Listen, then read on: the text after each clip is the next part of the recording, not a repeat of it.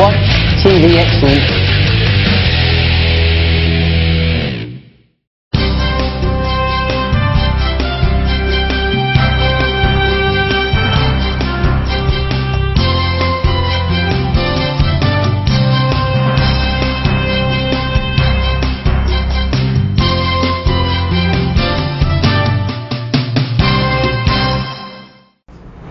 Hai sahabat Excellence, salam antusias dari saya Anthony Dio Martin. Ketemu lagi di acara Emotional Inspiration. Apa topik kita kali ini? Topik kita kali ini keren loh. Kita mau bicara soal perubahan atau transisi. Begini, sahabat Excellence, Anda pernah nggak ngalami di mana Anda merasa diri Anda mengalami sebuah perubahan? Secara fisik, iya Anda berubah. Tapi secara mental, secara psikologis, Anda masih terikat dengan kondisi yang lama. Nah, topik perbincangan kita kali ini adalah membahas soal apakah Anda cuma sekedar berubah ataukah Anda sungguh-sungguh mengalami yang namanya transisi. So, untuk bisa memahami apa itu transisi, mari kita dengarkan episode kita kali ini hanya di TV Excellence.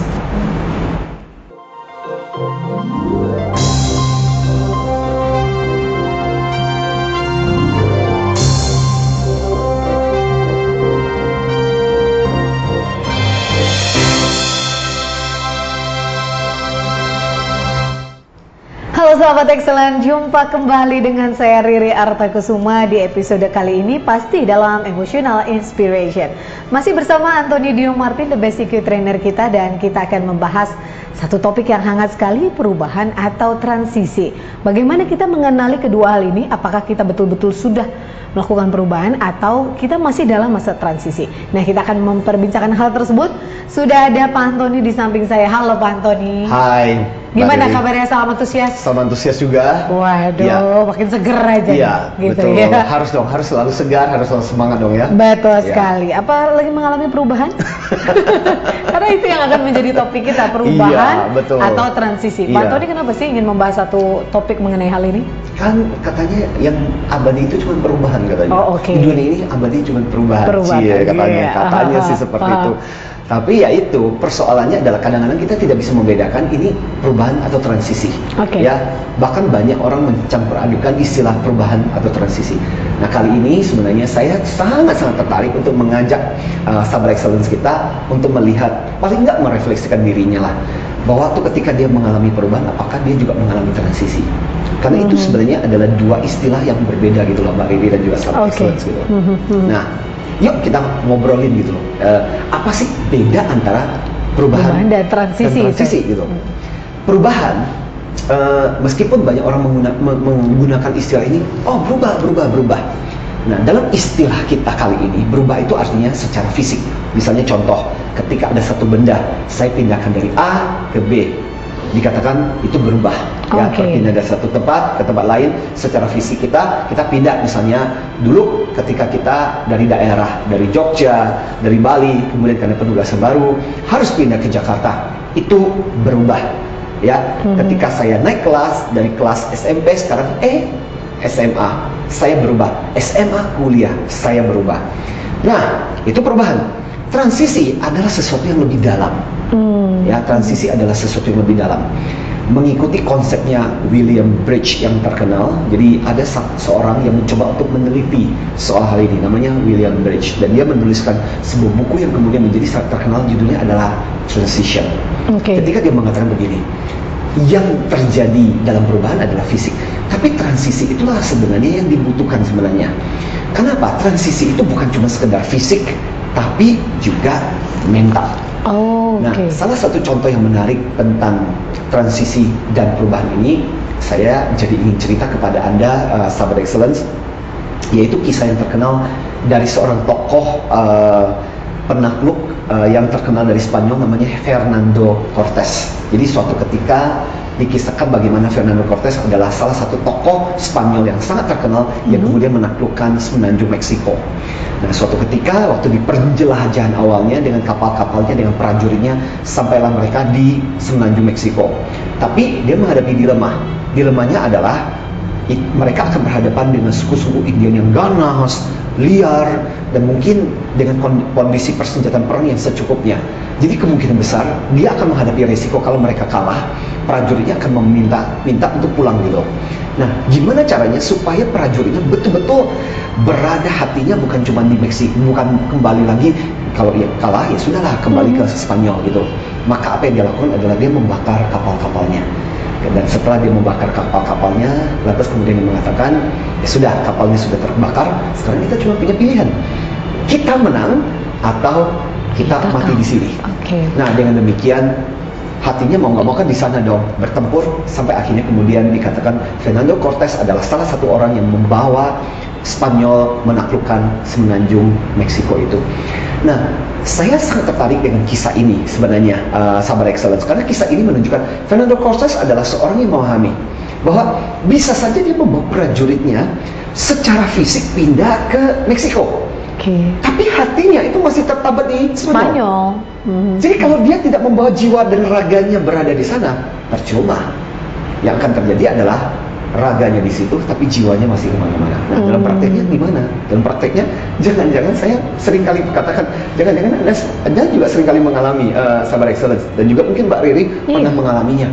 Ketika kita misalnya contoh, kita pindah ke satu perusahaan misalnya, ya, saya pernah mengalami ada salah satu peserta saya, salah satu manajer sales untuk produk, dan ketika dia pindah ke tempat baru, dia baru saja melaunching sebuah produk baru.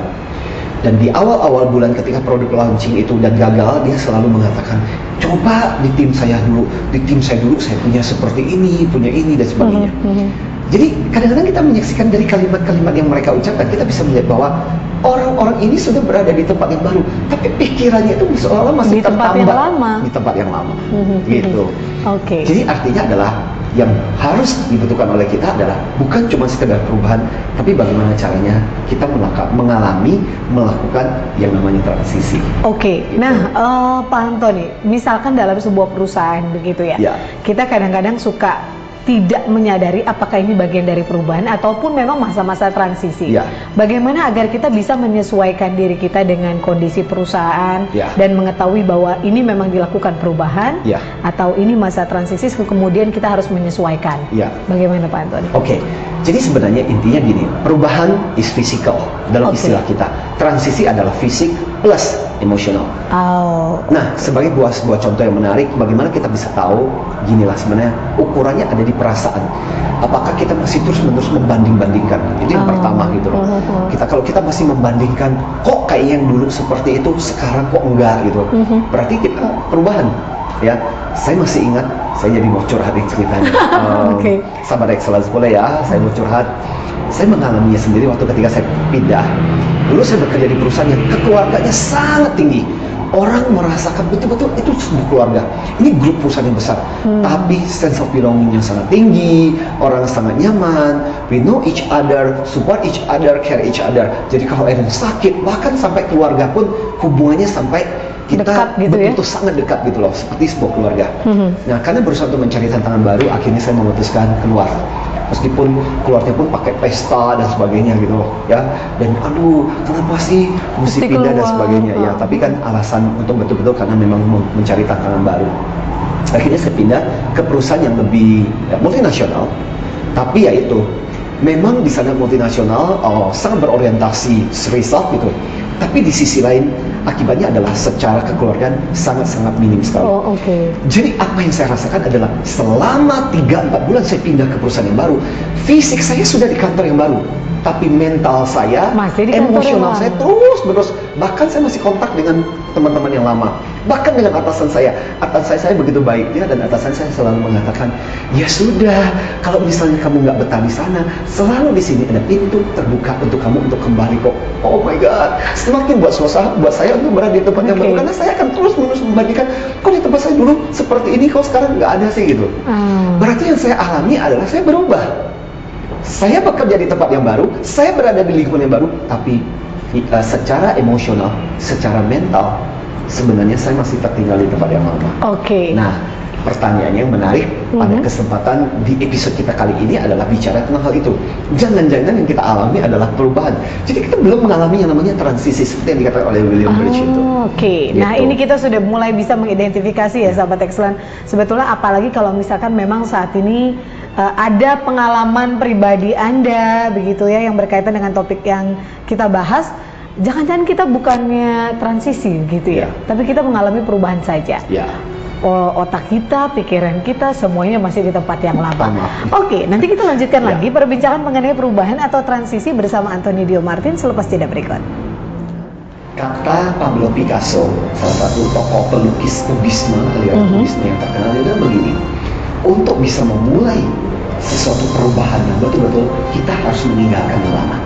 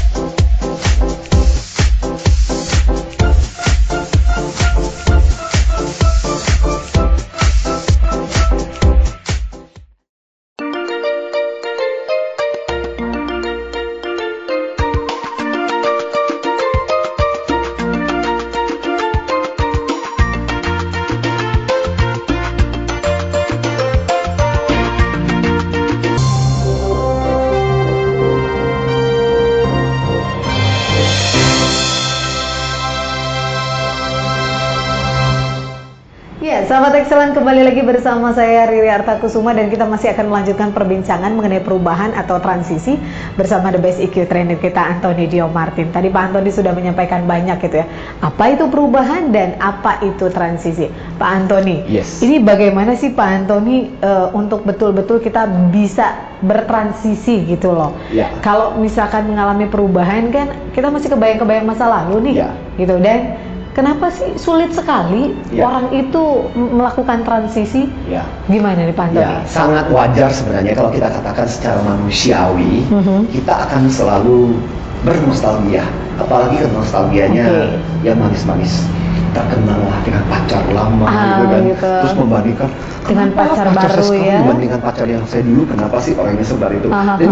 Dan itulah contoh bahwa kita susah mengalami yang namanya transisi. Wajar saya katakan gitu. Tapi pertanyaannya adalah karena kita harus belajar untuk memutuskan. Makanya kata Pablo Picasso, salah satu tokoh pelukis kubisme, aliran kubisme yang terkenal, dia bilang begini, untuk bisa memulai sesuatu perubahan yang betul-betul kita harus meninggalkan yang lama. Artinya kalau kita bicara tentang transisi, bukan cuma sekedar perubahan, menurut William Bridge ada 3 hal penting yang harus kita lewati. So yang pertama-tama itu apa sih? Yang pertama-tama adalah ending. Ending berarti kita harus belajar untuk mengakhiri, belajar untuk stop. Kalau kita mau berubah ke hati yang baru, berarti kita harus stop kontak kita sama pacar lama dong. Iya, benar banget. Berarti kita betul-betul harus stop. Stop kontak, stop hubungan, stop berinteraksi. Kalau dalam hal ini misalnya contoh ketika saya pindah ke tempat yang baru, sebenarnya saya harus mulai berada untuk membatasi dengan tempat yang lama. Karena kalau enggak, hati saya akan terus menerus di tempat yang lama. Ya bukan berarti kita memutuskan tali silaturahmi atau gimana, tapi belajar untuk membatasi. Ya, untuk sementara lah. Sampai akhirnya betul-betul hati kita di tempat yang baru, nah kita boleh membuka kembali, kontak kembali gitu loh, ya. Karena kan hubungan tetap harus dijaga.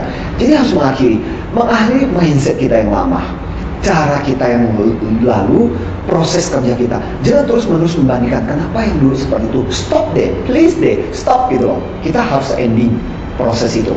Jadi ada harus sesuatu yang diakhiri. Nah, setelah kita memutuskan untuk mengakhiri, langkah berikutnya adalah kita kembali ke titik nol. Titik nol adalah titik di mana ya sudah, no expectation, nggak ada perbandingan, tapi kita belajar untuk memulai sesuatu yang baru.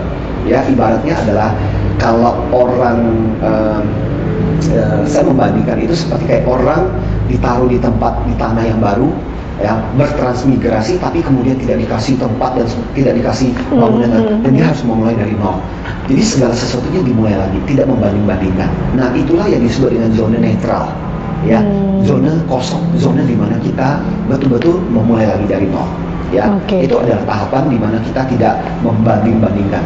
Nah, baru kemudian tahapan yang berikutnya adalah Sahabat Excellence, itu adalah tahap memulai. Ya, jadi starting sesuatu yang baru, mulai lagi membangun, mulai lagi mendapatkan hal-hal yang baru. Saya jadi ingat dengan pengalaman saya. Contoh yang sederhana lah.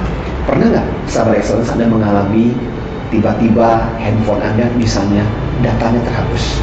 Ya, pernah. Hal yang pertama-tama adalah yang terjadi adalah kenapa membandingkan dulu saya punya kontak sebanyak ini dan sebagainya. Please deh, stop gitu loh. Kenyataannya sudah tidak bisa dilakukan lagi. Anda pergi ke toko handphone, aduh Pak, Bu, Mbak, Mas, maaf nggak bisa dilakukan lagi. So Anda kemudian memutuskan sudahlah.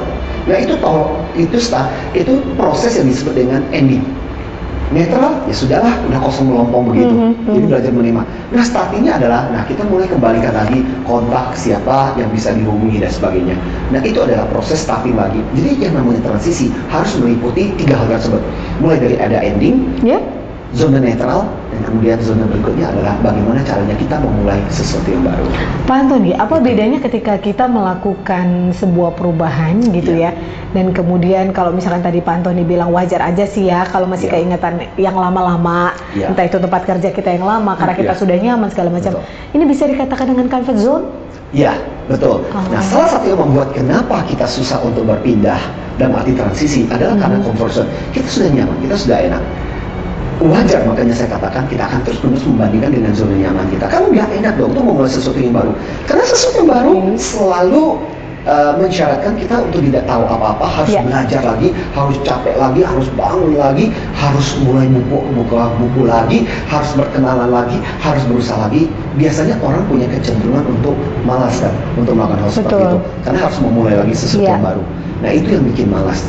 Tapi ya, kalau kita mau betul-betul mengalami yang namanya transisi, ya kita harus memulai itu, menjadikan itu sebagai bagian dari proses kita yang wajar untuk kita lakukan gitu. Nah, saya kalau ingat itu di kitab sucinya agama-agama besar kan dikenal tokoh Musa yang membawa masyarakatnya keluar dari Mesir. Kan diceritakan bagaimana waktu ketika dibawa keluar kan, kenapa sih dibawa padang gurun? Dulu kan waktu di zaman meskipun dijajah di Mesir, kita masih dikasih makan dan sebagainya. Dan itu nggak gampang. Karena apa? Orang akan selalu membanding-bandingkan dulu, itu kan dulu, dan orang akan selalu bicara mengenai nostalgia. Sampai akhirnya kemudian ya sudahlah, sudah terlanjur dibawa ke padang gurun kayak begini, ngapain lagi protes dan sebagainya. Nah, itu ada zona di mana udah netral lah. Lantas kemudian menyesuaikan diri, berburu, mencari makanan, itu zona starting. Dan saya merasa bahwa kehidupan kita pun seperti itu. Dan saya selalu mengatakan juga, sahabat excellence, expect lah bahwa Anda akan mengalami perubahan-perubahan seperti itu. Tapi ingatlah, dan kondisi seperti itu jangan cuma sekedar perubahan. Kalau sekedar perubahan, Anda cuma sekedar survival. Lebih parahnya lagi, Anda akan menderita, Anda akan terus-menerus membandingkan, berusaha untuk melakukan yang mengalami dan melakukan transisi tadi ya, yang namanya transisi. Baik.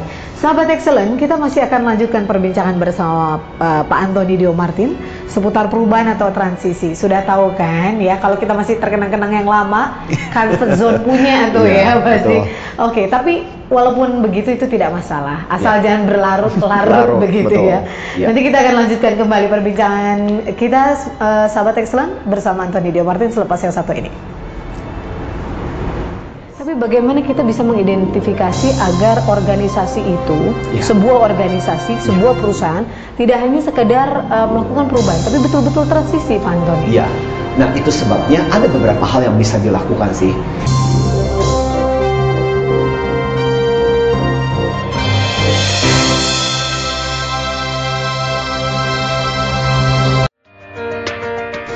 Akupuntur Xingchun mengatasi penyakit Anda dengan metode akupuntur atau Zhenjiu, Japanese style, Korean style, dan Chinese medicine. Telepon 0857 7782 5557. Kelapa Gading, Jakarta Utara.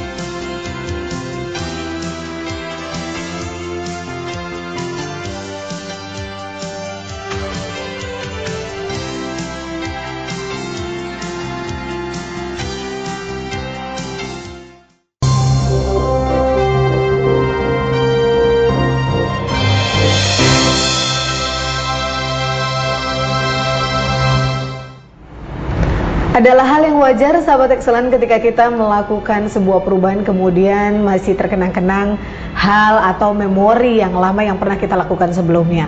Tapi kalau berlarut-larut itu namanya tadi Pak Antoni sudah sampaikan, sebetulnya kita tidak melakukan transisi yang lebih maju lagi lah dari sekedar perubahan itu sendiri. Kita hanya pindah fisik saja begitu ya. Nah, ini bisa berlaku untuk hal apapun, baik soal dalam perusahaan, pekerjaan atau bahkan hubungan cinta Anda ya. Nah, kita masih akan lanjutkan lagi perbincangan mengenai perubahan atau transisi bersama Antoni Dio Martin.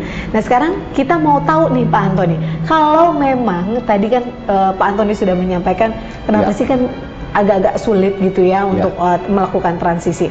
Nah, kira-kira agar jadinya smooth gitu Pak Antoni, apa strateginya nih kita untuk melakukan transisi?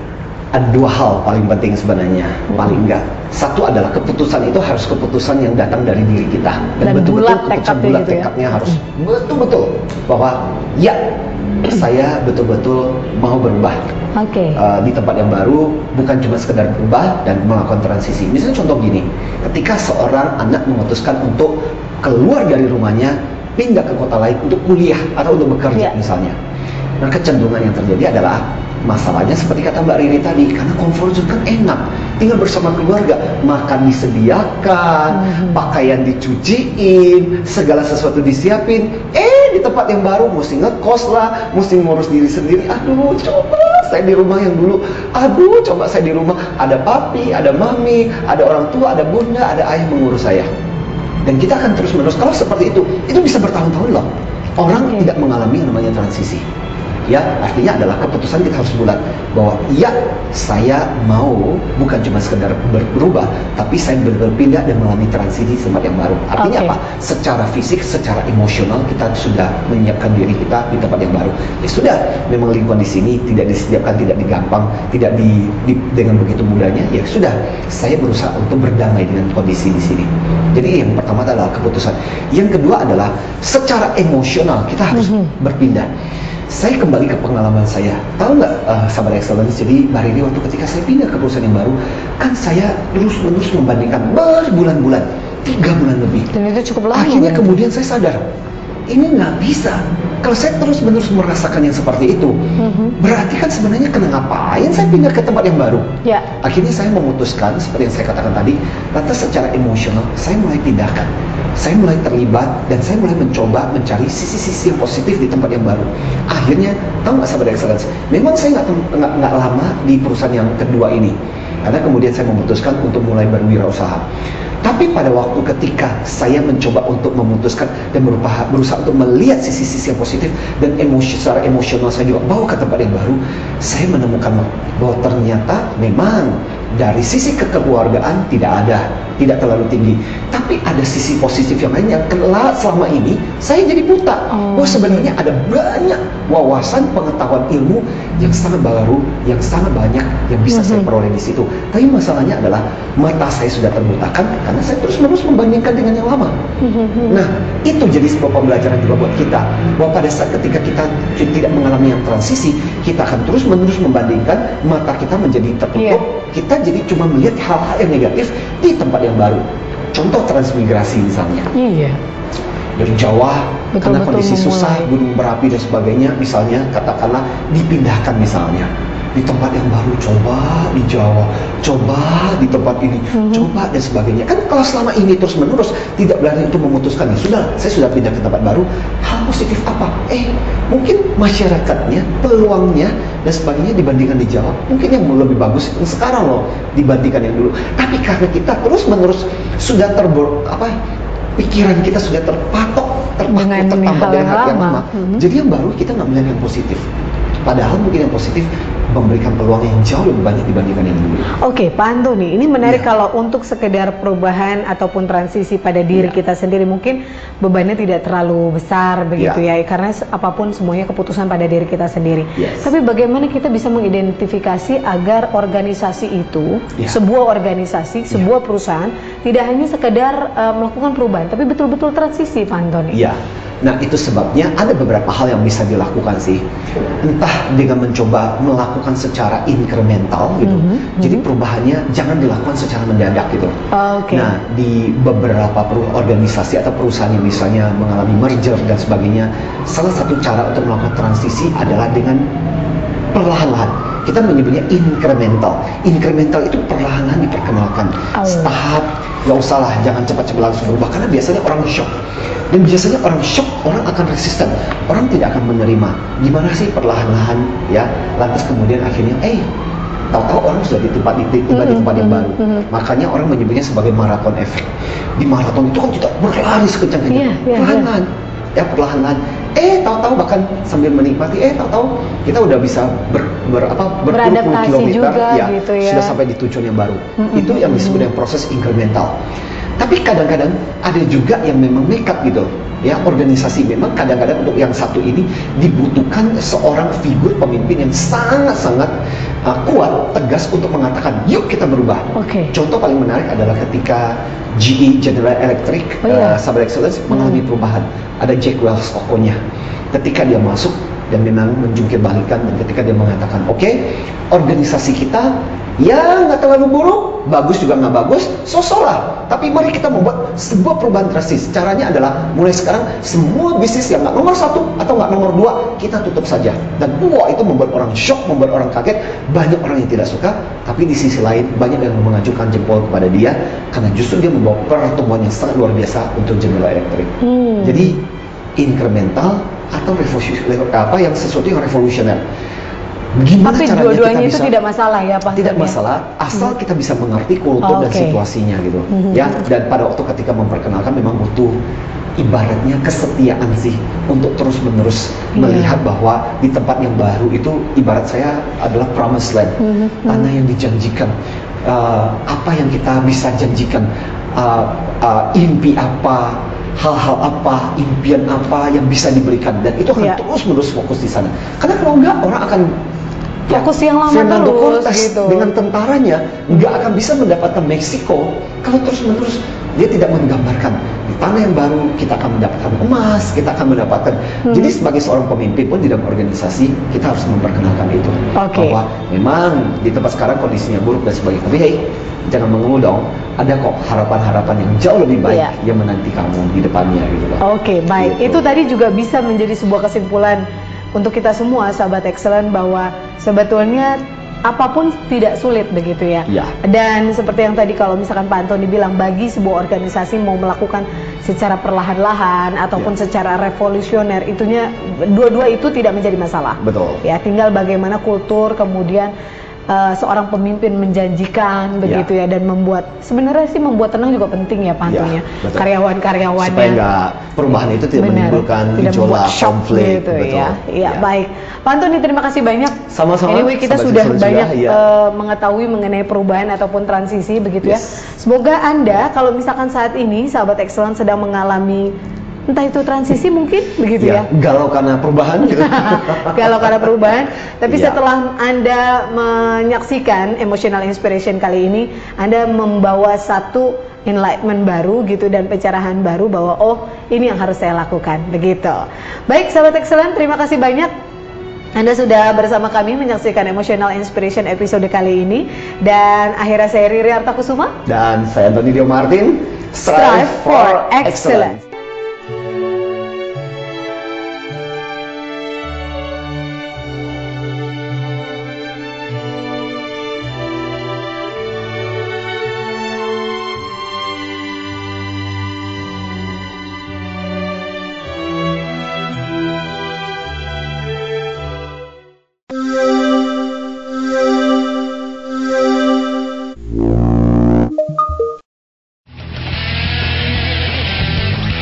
Hi, I'm Dennis Wise, Sasikan, Ami, ETV Excellence.